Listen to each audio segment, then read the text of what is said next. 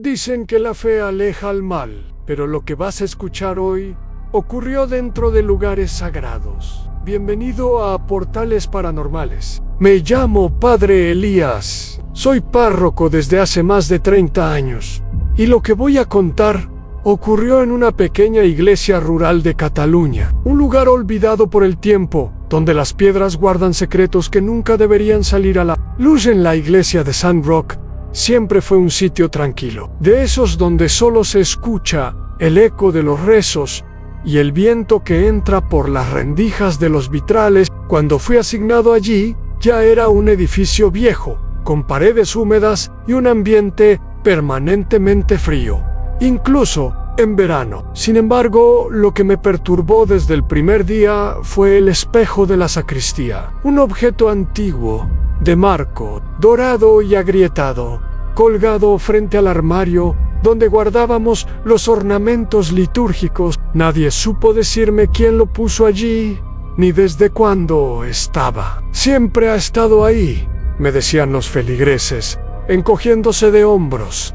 Yo no le di importancia. Al principio, la primera vez que noté algo extraño fue al cambiarme para una misa de difuntos. Cerré la puerta, me puse la sotana y al mirar hacia el espejo vi mi reflejo, pero no estaba solo. Junto a mí, a mi derecha, había una figura. No podía distinguir su rostro claramente, pero sí su silueta, alta, delgada, cubierta con una túnica negra. Me giré de inmediato, sobresaltado. No había nadie.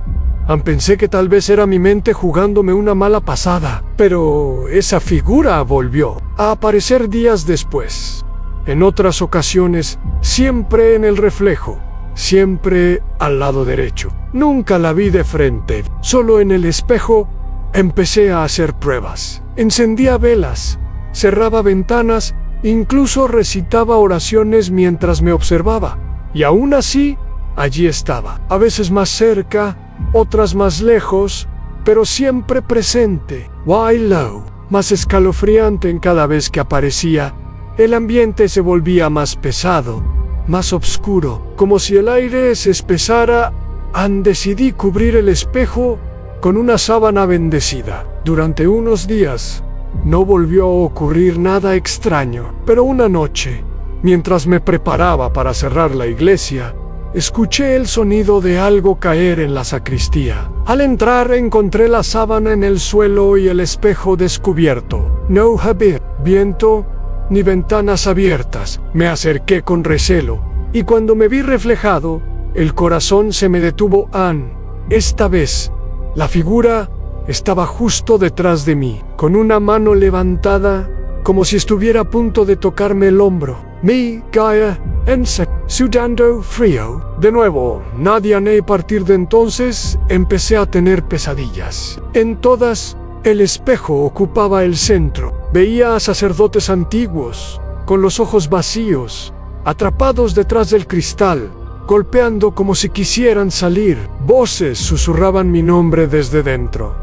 Elías, ya lo viste. Ahora es tu turno. Intenté hablar con el obispo, pero me dijo que estaba exagerando, que el aislamiento me estaba afectando. Un compañero me recomendó destruir el espejo, pero algo me lo impedía. Cada vez que me acercaba con la intención de romperlo, sentía una presencia detrás, como si alguien respirara en mi nuca. Una vez llegué a levantar un crucifijo para golpearlo, pero el cristal comenzó a empañarse desde dentro, como si algo estuviera exhalando al otro lado. Fue entonces cuando me atreví a investigar la historia del lugar. Descubrí que, a finales del siglo XIX, un sacerdote llamado Ramón había desaparecido misteriosamente en esa misma iglesia. Los registros indicaban que había sido acusado de prácticas heréticas y ritos prohibidos en el sótano, donde antes se encontraba una cripta. Nunca encontraron su cuerpo, solo una carta, escrita con letra temblorosa en el espejo. No me deja salir. Un día, al amanecer, encontré el espejo roto. No por mí. Nadie tenía las llaves de la sacristía excepto yo. Lo extraño fue que, pese a estar en pedazos, Ningún trozo se hallaba en el suelo. Era como si se hubiese reabsorbido hacia adentro. En su lugar, quedó un marco vacío, colgado en la pared. Desde entonces, la sacristía se volvió aún más fría. Las velas no permanecen encendidas por mucho tiempo y hay un murmullo constante, como si algo hablara al otro lado del muro desde ese día. No he vuelto a entrar solo, y siempre, al cambiarme para la misa, miro de reojo el hueco donde estaba el espejo, porque hay días en que siento que alguien sigue de pie a mi lado, aunque ya no pueda verlo. Me llamo Padre Elías, y si algún día visitan la iglesia de San Roque, no entren a la sacristía si está oscura. Hay cosas que no deben reflejarse jamás. Me llamo Padre Elías Mendoza. Fui sacerdote en la arquidiócesis de Boston durante más de 30 años. He presenciado cosas que prefiero no recordar. Pero lo que viví en el invierno de 2004 me quitó algo que nunca recuperé en la paz interior. Esta es la única vez que hablaré de ello. No espero que me crean. Solo necesito contarlo. Todo comenzó con una llamada urgente del obispo auxiliar. Me pidió que fuera a una casa ubicada en las afueras de Dorchester, donde una joven de 17 años, llamada Rachel, estaba presentando síntomas que ninguna clínica ni psiquiatra lograba explicar. Había sido internada 2 veces por episodios de agresividad extrema y alucinaciones, pero nada calmaba su estado. Según sus padres, comenzó a hablar idiomas que nunca había estudiado, y durante las noches golpeaba las paredes, mientras gritaba cosas horribles sobre Dios cuando La casa ya estaba rodeada de un silencio pesado, irrespirable en el aire. Era denso, como si algo invisible oprimiera el pecho. Fui recibido por los padres, visiblemente agotados y asustados. Me mostraron el cuarto de Rachel. En el segundo piso, la puerta estaba cerrada con una tranca de hierro que parecía improvisada. Escuché susurros detrás de la madera. No eran voces humanas, eran como lamentos entrecortados, algunos con tono de burla, otros cargados de odio puro. Aún comenzamos el ritual de exorcismo esa misma noche. Junto a mí estaba el padre Dominic, un anciano jesuita que había participado en varios exorcismos en América Latina. Rachel estaba amarrada a la cama con correas reforzadas. Tenía los ojos completamente en blanco y un olor nauseabundo salía de su cuerpo, como si llevase días muerta. En cuanto iniciamos la lectura del rito, comenzó a retorcerse violentamente. El aire en el cuarto cambió de temperatura, bajando al punto de que podíamos ver nuestro aliento. El primer día solo conseguimos que gritara durante horas. Escupía insultos en arameo y latín, lenguas que Dominique y yo reconocimos. Decía cosas que nadie fuera de nosotros dos debía saber. Habló de un aborto que cometí en secreto en mi juventud pastoral y de una carta que Dominique había quemado. Hacía 20 años. No había forma de que Rachel supiera eso para el cuarto día. Mi cuerpo ya estaba exhausto. No podía dormir. Escuchaba golpes en mi cuarto por las noches y al mirar por la ventana veía figuras humanas en el jardín. Cuando me acercaba, desaparecían. En una de esas madrugadas, vi una sombra junto a mi cama que me susurró al oído: no saldrás vivo de aquí, Rachel. Ya no era Rachel. Su voz masculina, grave, se reía de nuestras oraciones. Su piel comenzó a agrietarse en algunas partes, y por momentos parecía que sus huesos se movían como si fueran de otra criatura. Leímos fragmentos del Evangelio mientras la sangre salía por sus oídos. Intentamos contacto con el Vaticano, pero no recibimos respuesta. Nos dejaron solos. En el 7º día, Rachel dejó de moverse. Su cuerpo parecía seco, como si estuviera deshidratado al extremo, pero su boca seguía repitiendo nombres. Al principio eran nombres bíblicos, luego pasaron a nombres que nunca había escuchado. Cada vez que mencionaba uno, un cuadro de la casa caía o se rompía una lámpara. Fue entonces cuando entendí que no era una entidad, sino varias. Dominic lo confirmó más tarde No estamos enfrentando un demonio, sino una legión Andel. Día 9 al 11. Fuimos atacados físicamente. Domenech fue empujado contra una pared con tal fuerza que se fracturó la clavícula. Yo desperté con marcas en la espalda que no estaban allí. Al dormir, en una de las sesiones, mientras recitaba el credo, sentí una mano sujetar mi garganta, pero no había nadie cerca. Rachel me miró y dijo: «Antu, me diste la entrada». No entendí qué quería decir, pero sentí culpa. La casa entera comenzó a pudrirse. Las paredes sudaban humedad, las luces fallaban constantemente y un hedor insoportable invadía todo. Los padres de Rachel abandonaron el lugar por miedo. Solo quedamos Dominic y yo. Dormíamos en turnos de 1 hora, comíamos apenas lo necesario, y cada vez que cerraba los ojos, escuchaba voces llamándome por mi nombre completo. En el día 13 fue el peor. Comenzamos el exorcismo al amanecer. Rachel estaba inmóvil, pero su pecho subía y bajaba como si respirara con dificultad. Comencé la oración, pero no terminé. Algo dentro de mí colapsó. Sentí como si una parte de mi alma fuera arrancada. De golpe me desmayé. Desperté 3 horas después. Rachel estaba dormida. Dominic me miraba en silencio. Me dijo que los demonios habían salido, pero no del todo. Me señaló un espejo a mis ojos. Mis ojos eran completamente negros. Sin iris. Sin blanco, en solo oscuridad. No sentía nada. No miedo, no fe, no esperanza. Era como si todo dentro de mí hubiera sido apagado. Me levanté, fui hasta el altar improvisado y me arrodillé. Quise rezar. No pude. Las palabras no salían. Después de ese día, dejé la iglesia. Nunca más volví a oficiar una misa. Me volví invisible al mundo. Nadie me reconoce. Los médicos aseguran que mis ojos están bien. Todos los espejos me devuelven la misma imagen. Un hombre vacío. No sé si fue una transferencia, una maldición o una penitencia. Solo sé que ese exorcismo duró 13 días. Why me? Quito lo poco que quedaba de mí.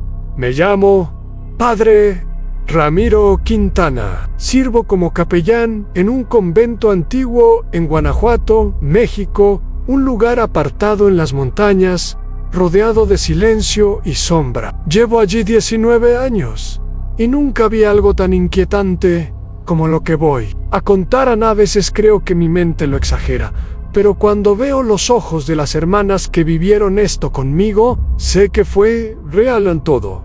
Comenzó con la llegada de la hermana Clara. Era joven, de unos 30 años, con un rostro sereno, casi inexpresivo. Provenía de un convento en Chiapas, aunque nunca logramos verificar con exactitud cuál suit. Fue gestionado directamente por la Madre Superiora anterior a la actual, que falleció en circunstancias confusas semanas después de su ingreso. No se celebró funeral, solo nos dijeron que había muerto en la madrugada en su celda de forma repentina. Antes del primer día, Clara se mostró diferente. No hablaba mucho, pero no parecía antisocial. Simplemente no mostraba emoción alguna. Sus hábitos eran impecables. Ayunaba más que las demás. Rezaba durante horas y jamás faltaba a ninguna de las oraciones comunitarias. Pero lo más extraño era que no dormía en la celda de Clara. Estaba justo al final del pasillo. Varias hermanas comenzaron a notar que, durante la madrugada, al ir al baño o cruzar hacia la cocina, veían la luz tenue de su vela encendida bajo la puerta. Al principio pensábamos que sufría de insomnio, o tal vez que tenía alguna afección espiritual y se refugiaba en la oración. Pero luego las cosas comenzaron a tornarse inquietantes. Una noche fui llamado por una de las hermanas mayores, Sor Teresa.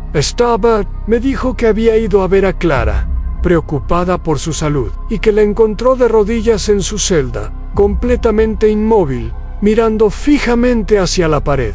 No respondía, no parpadeaba. Le habló durante varios minutos sin obtener respuesta. Al acercarse, dijo que sintió un frío terrible, como si el aire alrededor de Clara estuviera congelado. Cuando me acerqué esa noche, la encontré en la misma posición. No sé, pero cuando puse una mano en su hombro, dijo algo que hasta hoy me persigue, aún no se ha ido.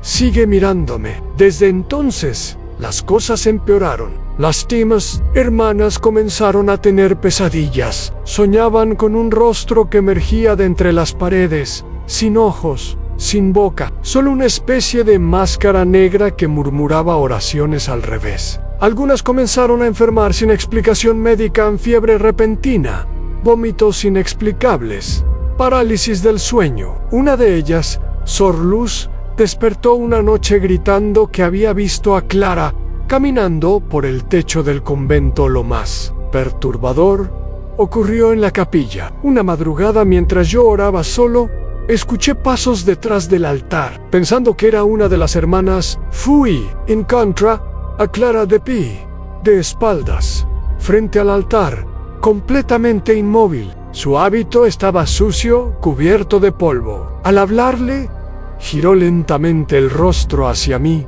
sin mover el cuerpo. Sus ojos estaban completamente blancos. Me dijo: Anel está detrás del muro. Lo escucho respirar. Desde ese día, investigué los planos del convento. Descubrí que detrás del muro donde Clara siempre rezaba, existía una cámara tapiada hacía más de un siglo. Un antiguo cuarto de penitencia, donde se encerraban a las monjas que rompían los votos. Según los registros, varias murieron allí. Algunas incluso murieron de hambre o locura. Nunca se volvió a usar. Alpar fue sellado por un obispo que temía que algo se hubiera instalado allí. Advertía a la congregación de que nadie debía acercarse a ese muro. Pero Clara comenzó a pasar más y más tiempo allí. Se arrodillaba desde el anochecer hasta el amanecer, con la frente casi tocando la piedra. Murmuraba cosas que nadie entendía. A veces se reía, a veces lloraba, pero lo hacía en silencio. Una noche la encontramos sangrando por la nariz, los oídos y las palmas de las manos, como si hubiera sido estigmatizada. Paró al Reeves. Pedí permiso para realizar una bendición especial en su celda. La Madre Superiora aceptó. Cuando rocié agua bendita sobre la habitación, Clara gritó, como si la hubieran quemado viva. Se lanzó al suelo y comenzó a convulsionar. Su voz cambió. Dijo cosas en una lengua que no reconocí. Me habló con la voz de la antigua Madre Superiora fallecida, pidiendo ayuda. Luego, rió con una carcajada que no era humana. A partir de ahí, supimos que no estábamos tratando con una simple perturbación espiritual. Algo había tomado posesión de ella, o tal vez algo la había estado usando como canal para entrar a nuestro mundo. Las paredes comenzaron a mostrar manchas oscuras, como humedad, pero con formas de rostros y manos. Los crucifijos caían solos. Las velas se apagaban con el viento cerrado. Una hermana desapareció por completo durante la madrugada. Solo encontramos su rosario, fundido como si hubiera sido expuesto al fuego. Intentamos comunicarnos con la diócesis, pero nadie vino. Era como si nuestro convento hubiera sido olvidado. Una noche, Clara dejó de rezar. La encontramos sentada en su celda, mirándonos con una sonrisa. Nos dijo que ya no sentía miedo, que él ahora vivía dentro de todas nosotras, que no hacía falta dormir, porque el sueño era para los que aún tenían alma desde entonces. Las hermanas duermen con crucifijos bajo las almohadas. Algunas se han ido ya, pero cada noche, cuando camino por los pasillos silenciosos del convento, veo una vela encendida bajo la puerta de la celda de Clara. No la hemos expulsado. No sabemos cómo. Ella sigue allí, rezando frente al muro, esperando algo o a alguien. A veces, al pasar frente a su puerta, me detengo y la escucho susurrar: Padre, usted también dejará de dormir. Me llamo Padre Eugenio Rivas y soy párroco en una iglesia del centro histórico de Sevilla. España. Llevo casi 3 décadas al servicio de Dios y jamás en mi vida había sentido tanto miedo como en los días que rodearon lo que estoy a punto de contar. Lo que sucedió en nuestra parroquia no tiene explicación racional. No hay argumento lógico ni teológico que me permita dormir tranquilo desde entonces. Todo comenzó una mañana de lunes. La sacrestana, dona Mercedes, mujer de una fe impecable y costumbres meticulosas, encontró una caja de madera frente al altar Mayor.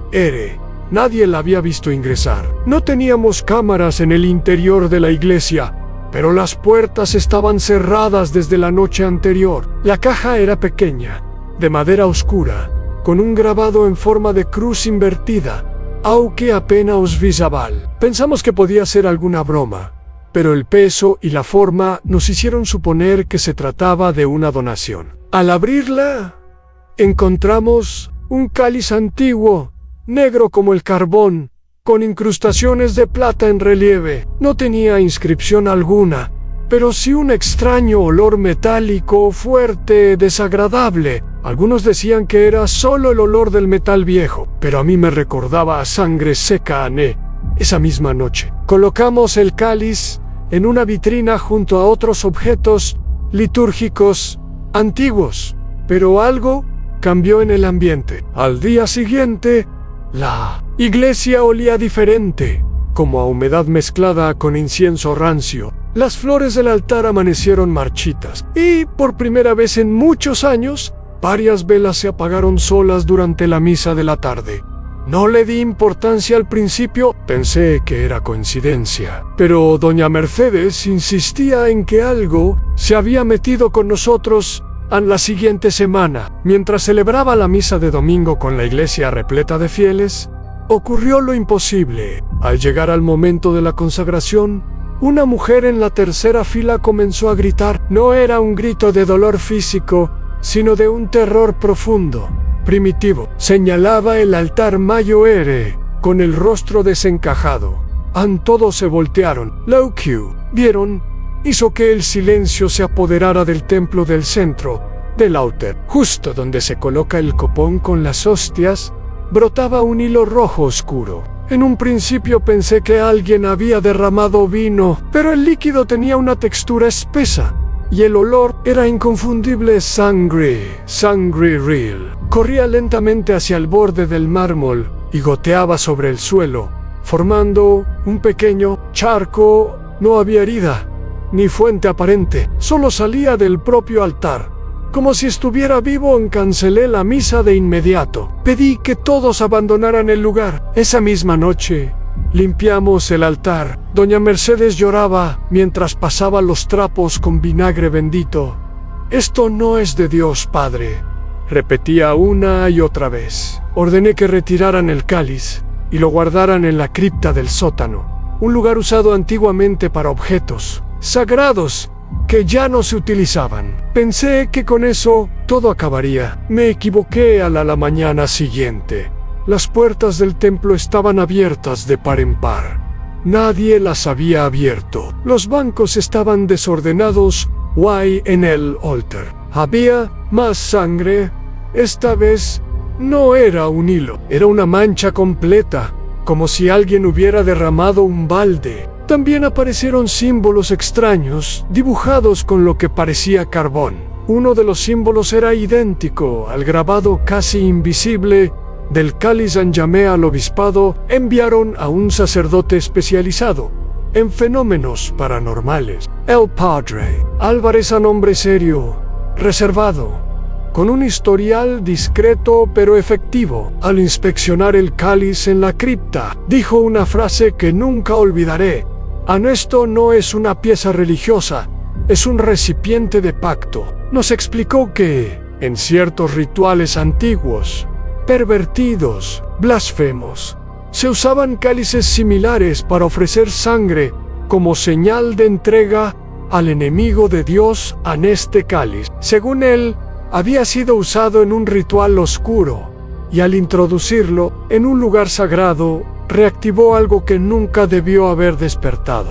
Decidimos hacer una misa de purificación. 3 sacerdotes celebramos juntos. Durante la ceremonia, el aire se volvió pesado, casi irrespirable. Algunas personas se desmayaron, otras comenzaron a llorar sin razón. El cáliz, aunque escondido en la cripta, comenzó a emitir un zumbido bajo, como un lamento, y al pronunciar la oración final, el crucifijo principal del altar cayó por sí solo, rompiéndose en 3 partes. El cuerpo de Cristo se desprendió de la cruz como si algo invisible lo hubiese arrancado. Después de eso, todo fue descenso.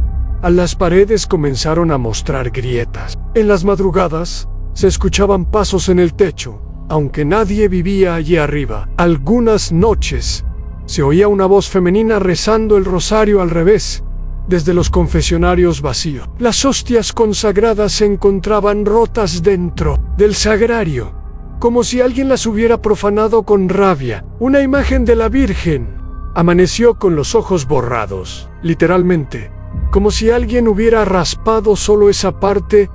Tomamos una decisión desesperada. Cavamos un hueco profundo en el patio trasero de la iglesia, cerca de una vieja higuera, y enterramos el cáliz envuelto en telas bendecidas y rociado con agua santa. Lo sellamos con piedra y colocamos una cruz encima. Desde entonces, el altar dejó de sangrar, pero la paz no volvió del todo. Algunas noches, aún escucho a alguien caminar por el pasillo central de la iglesia, aunque las puertas estén cerradas. Doña Mercedes dice que siente que alguien la observa desde el púlpito. Y una vez, al confesar a un hombre que venía por primera vez, noté que sus ojos eran completamente negros. No volvió hasta hoy.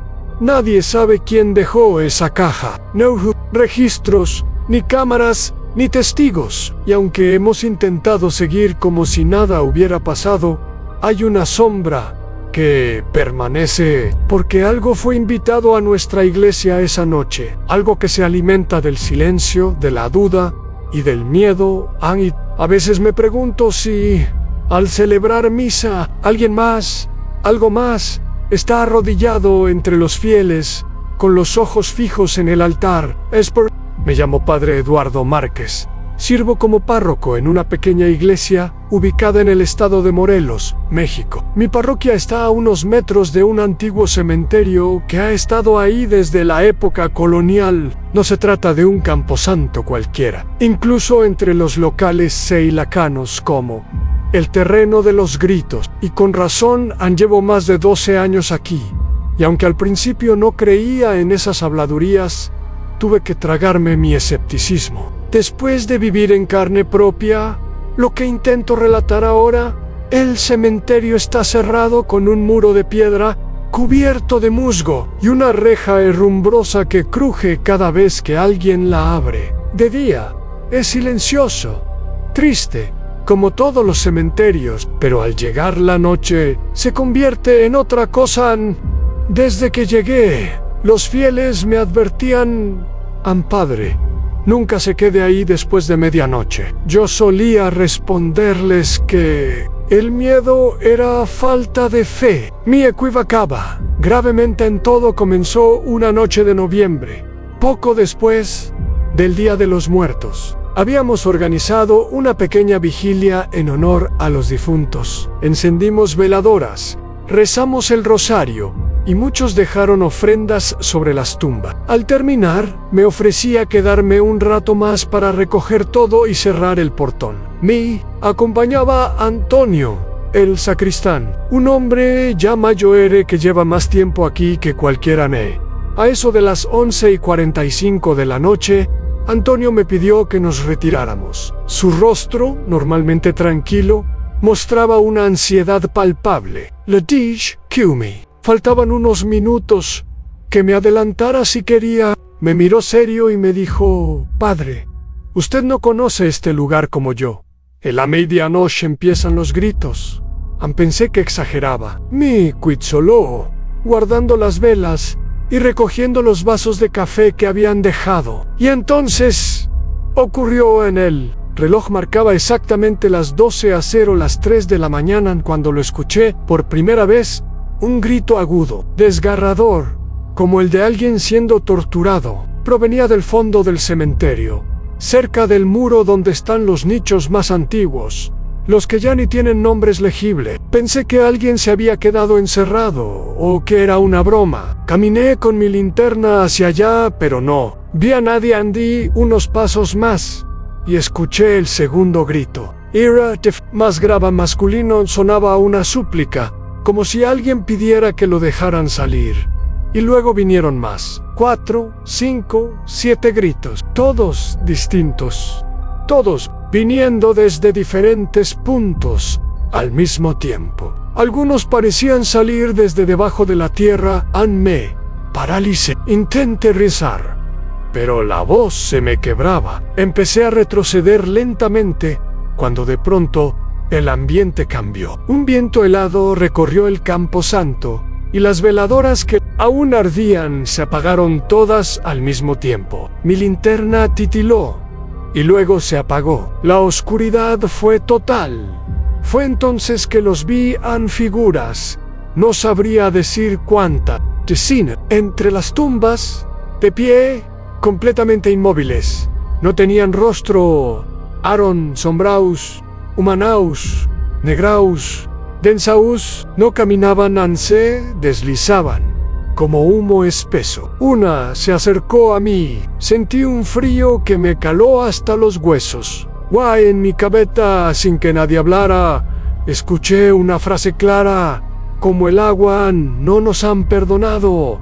Este lugar nos pertenece. Corrían, no sé cómo encontré la salida. Tropecé. Me golpeé el hombro contra una lápida y caí al suelo. Cuando me levanté, las figuras habían desaparecido. Pero los gritos seguían. Ya no como antes, ahora eran susurros. Docenas de voces repitiendo nombres que no entendían. Esa fue la primera noche. A la mañana siguiente, me desperté con fiebre y escalofríos. Antonio me visitó con un caldo caliente y me dijo, sin que yo le contara nada: usted escuchó, ¿verdad? No respondí. Solo asentían con el tiempo. Descubrí que no era el único. Varios fieles del pueblo me contaron que, desde jóvenes, sabían que nadie debía quedarse en ese cementerio después de medianoche. Algunos aseguraban haber escuchado campanas que nadie tocó, y otros decían que había lápidas que amanecían fuera de lugar, como si se hubieran movido durante la noche. Intenté bendecir el lugar. Un día reuní agua bendita y oraciones y me adentré en el cementerio a las 11:03 de la tarde. Esta vez fui con 2 monaguillos, ambos mayores de edad y dispuestos. Recé salmos, rocié el agua, invoqué a San Miguel. Todo parecía en calma. Hasta que exactamente a las 12, los 3 escuchamos el grito. Esta vez fue distinto. Era el grito de una mujer. Lloraba suplicaba uno de los chicos vomitó del susto. El otro empezó a rezar en voz alta. Yo por instinto grité: en el nombre de Cristo, retrocedan. En ese instante, el suelo vibró, como si algo enorme se agitara bajo la tierra. No vimos figuras esa noche, pero la sensación de estar rodeados era aplastante. Salimos corriendo. Desde entonces, nadie ha vuelto a entrar allí de noche. En el obispado envió a un exorcista a evaluar la situación. Un sacerdote español, muy preparado, se quedó en el pueblo 3 días. El tercero pidió ir solo al cementerio con una cámara de video. Entró a las 11:30 de la noche y salió antes de la 1 de la mañana. Pálido, temblando, sin decir palabra. Solo dijo que el video no debía ser visto por nadie, y se lo llevó con él. En 2 semanas después, nos informaron que había sufrido un colapso nervioso. Renunció al sacerdocio y desapareció de la vida pública. A día de hoy, el cementerio sigue ahí encerrado por la noche, pero cada madrugada, a las 12:03 exactas, si te acercas al muro, puedes escuchar los gritos, algunos claros, otros distantes, algunos parecen recién muertos, otros, antiguos, como si llevaran siglos encerrados. Yo ya no duermo bien. Sigo oficiando misas, atendiendo a los fieles, fingiendo que todo está en orden. Pero sé que ese lugar es una herida abierta, un lugar donde el perdón nunca llegó, donde las almas quedaron atrapadas, esperando justicia, o tal vez venganza, y cada grito que escucho es un recordatorio de que el infierno, a veces, no está abajo. Está justo al lado de nosotros, tras una reja oxidada, detrás de una lápida olvidada, esperando la medianoche para abrir su boca y cantar su lamento. Me llamo Padre Ignacio Salas.